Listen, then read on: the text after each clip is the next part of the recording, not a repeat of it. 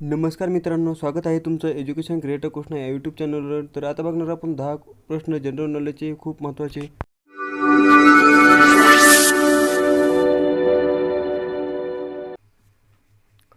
तर पहिला प्रश्न आहे, भारताची पहिली आण्विक पाणबुडी कोणती? तर याचे उत्तर आहे INS चक्र. आता बघूया आपण दुसरा प्रश्न आहे की वैज्ञानिक प्रगतीमुळे ग्रामीण जीवनावर कोणता परिणाम झाला? तर मी तुम्हाला 5 सेकंद देतो. या 5 सेकंदामध्ये आपण उत्तर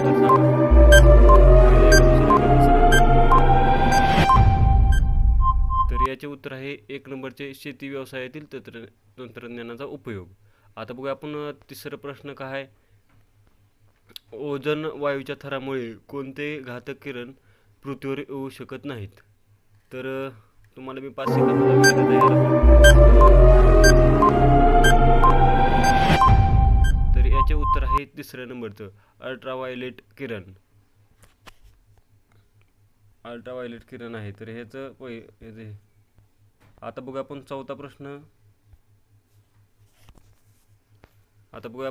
चौथा प्रश्न आहे की भोपाळ वायू दुर्घटनेतील वायू कोणता आहे? तर याचं उत्तर आहे 3 नंबरचं मिथेन आयसोसायनेट हे उत्तर आहे याचे.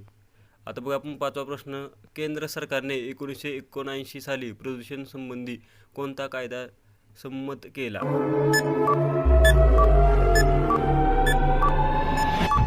तर याचे उत्तर आहे धोकादायक व टाकाऊ पदार्थाची विल्हेवाट आणि व्यवस्था अधिनियम कायदा हा नियम संमत केला. आता बघा आपण 6वा प्रश्न. पोलोनियम व रेडियम या नव्या किरणोत्सर्गी मूलद्रव्याचा शोध कोणी लावला?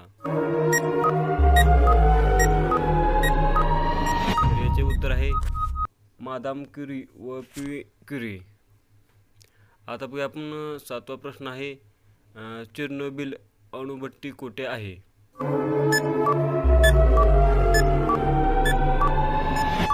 तर याचे उत्तर आहे रशिया. आता बघा आपण 8वा प्रश्न आहे अजेंडा 21 हा पर्यावरण विषयक ठराव कोठे संमत झाला? तर याचे उत्तर आहे रिओ डी जानेरो. आता 9वा प्रश्न आहे निफोफायलन्स पर्टुसिस या जीवाणूमुळे कोणता रोग होतो?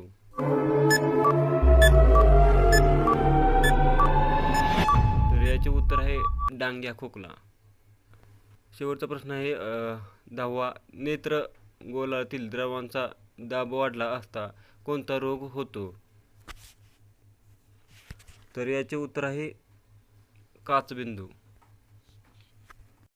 मित्रांनो, व्हिडिओ कसा वाटला नक्की सांगा कमेंट करून, व व्हिडिओला लाईक करा, व्हिडिओला शेअर करा, आणि व्हिडिओ जर आवडला असेल तर नक्कीच सबस्क्राईब करा, जेणेकरून तुम्हाला रोजच्या रोज जनरल नॉलेजची माहिती मिळेल.